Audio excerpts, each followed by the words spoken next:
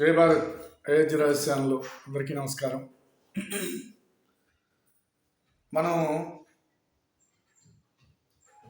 దేశం సుభిక్షంగా ఉండాలి, సమాజం కలిసిమెలిసి జీవించాలి, సమాజంలో వ్యత్యాసాలు ఉండకూడదు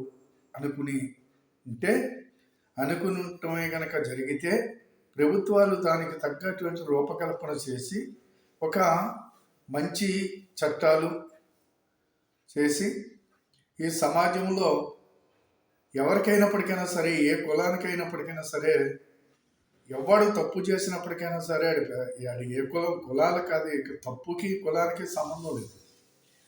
తప్పు అనేది తప్పు ఎవరు చేసినా ఒకటే.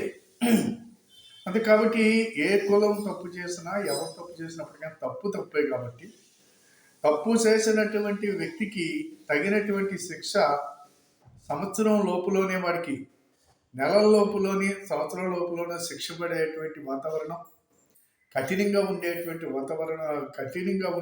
చట్టాలు తీసుకురావాల్సినటువంటి అవసరం ఈనాడు ఉన్నటువంటి ప్రభుత్వాలకు ఉంది. ఎందుచేతంటే ఈనాటి వరకు మనం చూసినటువంటి చట్టాలు చూస్తే ఆ చట్టాలన్నీ కూడా సామాన్యుడికి అందుబాటులో చట్టము లేదు, సామాన్యుడికి ఏ రకమైనటువంటి న్యాయం జరగలేదు అనేది స్వతంత్రం వచ్చిన కాడి నుంచి ఈనాటి వరకు మనం గమనిస్తే నాకు తెలిసి ఎక్కడ కూడా సామాన్యుడికి న్యాయం జరగలేదు. డబ్బున్న వాడికి చట్టం చుట్టమైంది, కోర్టులు న్యాయం కూడా డబ్బున్న వాడి వైపే న్యాయం ఉంది. అంతే తప్పించి ఇక్కడ ఏ రకమైనటువంటి తప్పుని బేసి చేసుకుని ఈనాటి వరకు చట్టాలు కానీ న్యాయస్థానాలు కానీ ఎక్కడ శిక్షించలేదు. స్పష్టంగా తెలుస్తుంది. ఇక్కడ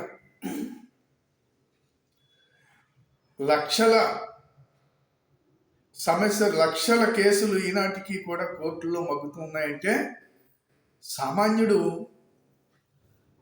నాకేదో న్యాయం జరుగుద్దని ఎదురు చూడటంత వరకే తప్ప అవి అక్కడే ఉంటాయి. డబ్బున్న వాడికి శిక్ష వేయాలంటే కుదరదు. కాబట్టి సామాన్యుడికి న్యాయం జరగాలి. తప్పు డబ్బున్న వాడి దగ్గర ఉంది, న్యాయం సామాన్యుడి దగ్గర ఉంది. కాబట్టి ఆ తీర్పు ఇవ్వటం జరిగితే కనుక ఆ డబ్బున్న వాడికి శిక్ష పడుతుంది. కాబట్టి తీర్పులు ఎవరు వెళ్ళం. ఈ రకమైనటువంటి న్యాయస్థానాలు, రకమైనటువంటి చట్టాలు ఉంటే గతంలో ఈ రకమైనటువంటి వాటికి చట్టాలు చేయటం మానేసి 1990 ఆ పరిధిలో చూసుకున్నట్లయితే కనుక ఎస్సీ ఎస్టీ అట్రాసిటీ, ఒక దళిత అమ్మాయి పైన అగత్యం జరిగితే ₹1,00,000 ఇవ్వటం ఏది ప్రభుత్వం. అదే రకంగా వాళ్ళకి ఇంకా వేవో కల్పించటం. అదే రకంగా మీకు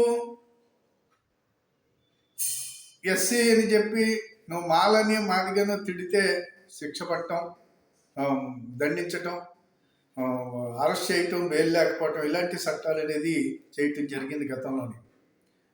కానీ వాటి వల్ల సామాన్యుడికి, ఎస్సీ ఎస్టీ సోదరులకి ఎవరికైనా న్యాయం జరిగిందంటే ఇక్కడ న్యాయం జరగలేదు.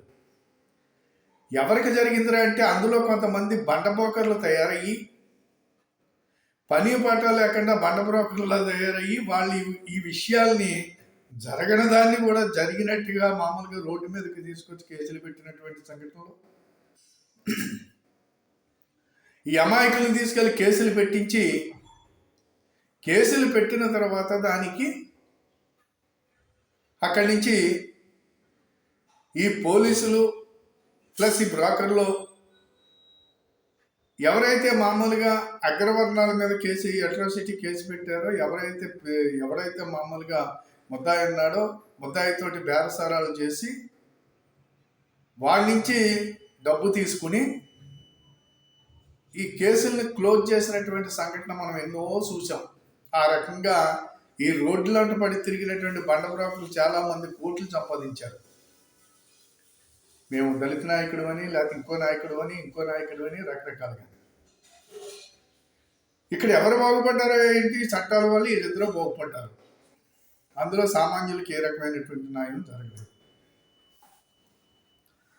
పోతే ఈ కేసులన్నీ కూడా సుప్రీంకోర్టు దాకా వెళ్ళినప్పటికీ ఈ పాలసీ కేసులు అనేది 95% కేసులు పాలసీ కేసులు అనేది తేలింది. అంతే కాబట్టి దాన్ని రకరకాలుగా మళ్ళీ మార్పులు తీసుకురావటం కూడా జరిగింది. ఎందుచేతంటే ఈ రకంగా సమాజంలో ఇలాంటి చట్టాలు చేసి సమాజంలో ఒక బ్రోకర్లను తయారు చేసిందే తప్ప బ్రోకర్లను తయారు చేశారే తప్ప ఈ ప్రభుత్వాలు సామాన్యుడికి న్యాయం జరిగినట్టు, దళిత సోదరులకి న్యాయం జరిగినట్టుగా ఎక్కడ లేదు అనేది నేను స్పష్టంగా చెప్పగలను. ఆ రకంగా సమాజంలో కలిసిమలిసి బతికేటువంటి వివిధ కులాలతో సంబంధం లేకుండా కలిసిమలిసి వరుసలెట్టి పిలుచుకుని మరీ బతికినటువంటి సమాజాన్ని చీల్చి వాళ్ళ ఒకరి మీద ఒకరికి ద్వేషం పెంచి వీళ్ళు దేశం పెంచారే తప్ప ఇంకా అంతకన్నా ఏమీ ఉపయోగం అయితే కనిపించలేదనేది ఈ సందర్భంగా మనం తెలుసుకోవాల్సినటువంటి అవసరం ఉంది. ప్రభుత్వాలు కూడా దీన్ని అర్థం చేసుకుంటే బాగుంటుందని చెప్పేసి నేను కోరుతున్నాను. ఇవన్నీ కోకొల్లలుగా మనం చూసుకుంటూ వస్తున్నాం. అయితే అదే రకంగా అదే వరకట్న వేధింపులని లేకపోతే గృహహింస అని వీటి మీద ప్రత్యేకమైన చట్టాలు చేశారు. ఇవి కూడా మాట్లాడితే ఈ చట్టాలు చేసిన తర్వాత ఈ చట్టాలు ఎలా తగులంటారంటే అవతల ఏదైనా విషయం వచ్చేటప్పటికి ఆడపిల్ల వాళ్ళు యావత్తు కుటుంబాల మీద కేసులు పెట్టడం, ఆ కుటుంబాన్ని మొత్తం బజారుకి ఇచ్చటం. భార్యాభర్తలు కొట్టుకోవచ్చు, తిట్టుకోవచ్చు, ఏదైనా జరుగుతుంది. కానీ దాన్ని అసరాగా తీసుకుని మాకు ఈ చట్టం ఉంది కదా అని చెప్పేసి ఏదైతే మామూలుగా కుటుంబ వ్యవస్థకు విలువలు లేకుండా వ్యవహరించేళ్ళో రోడ్డెక్కి మొత్తం యావత్తు కుటుంబం మీద కేసులు పెట్టడం అనేది జరిగింది. వీటిపైన విచారణకు లాస్ట్లోకి వచ్చేటప్పటికి వీటిల్లో జరిగినటువంటిది ఏంట్రా అంటే 95% పాలసీ కేసులను తేలింది. దాంట్లోని మార్పులు సుప్రీంకోర్టు దీంట్లోని ఇవన్నీ పాలసీ కేసులు అని చెప్పి చిన్న మార్పులు చేసుకురావటం అనేది జరిగింది. ఇవన్నీ ఎందుకు చెప్పుకోవాల్సి వస్తుందంటే ఎవడో పారంబో కూడా వెళ్ళి మామూలుగా అదిగో పలానా ఆయన నన్ను తిట్టాడు, ఇలా మాలాని తిట్టాడు, లేకపోతే మాదిగని తిట్టాడు అని చెప్పేసి తన మీద ఉండేటువంటి ద్వేషంతో వెళ్ళి ఏదో కేసు పెడితే మామూలుగా వెళ్ళిపోయి ఎలాంటి విచారణ లేకుండా అరెస్ట్ చేయటం, బెయిల్ లేకుండా చేయటం, ఇవన్నీ జరిగి మళ్ళీ వాళ్ళతో రాజీలు చేసుకోవటం, రాజీలు పడి మామూలుగా ఎందుకు వచ్చిందని ఎదవ తలపోటు అని చెప్పేసి వీళ్ళకి డబ్బులు ఇచ్చేయటం, వాళ్ళు మామూలుగా కేసును రాజీ చేసుకోవడం అనేది జరిగింది. ఈ రకంగా చాలామంది బ్రోకర్లో బాగుపడ్డారు అనే సంగతి మనకు తెలుసు. దయచేసి ఈ వీడియో చూసే వాళ్ళందరికీ కూడా మీకు ఇది వాస్తవం అవునా కాదా అనేది కామెంట్ రూపంలో తెలియచేయండి. సరే, ఇప్పుడు ఈనాడు ఎందుకు ఇది చెప్పవలసి వస్తుంది అని అంటే ఇటీవల బీసీ చట్టం బీసీల మీద ఎలా జరిగితే దాన్ని అట్రాసిటీ టైప్లో కేసు పెట్టవచ్చు అనే దాని గురించి బీసీల పరిరక్షణ కోసం మేము చట్టం చేయబోతున్నాము అని చట్టం చేస్తున్నాము. రేపు బడ్జెట్లో రేపు సమావేశాల్లో దీన్ని చేస్తామన్నట్టు రేవంత్ రెడ్డి ఈ ఉమ్మడి తెలుగు రాష్ట్రాల్లో ఈ సౌండ్ నిలబడుతూ ఉంది. సరే, దీనికి నేను ఏం చెప్పబోతున్నాను, దేనికి చేస్తున్నావు నువ్వు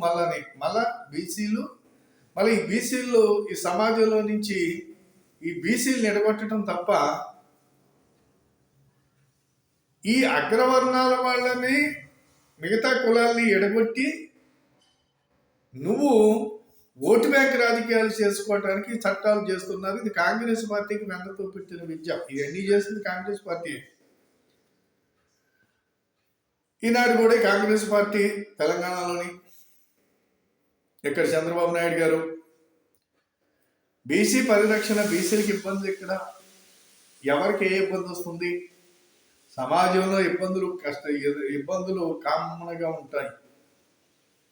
సమాజంలో అన్ని కులాల్లోని మంచి వాళ్ళు ఉంటారు, చెడ్డ వాళ్ళు ఉంటారు. దానికి తగ్గటువంటి అనేక మంది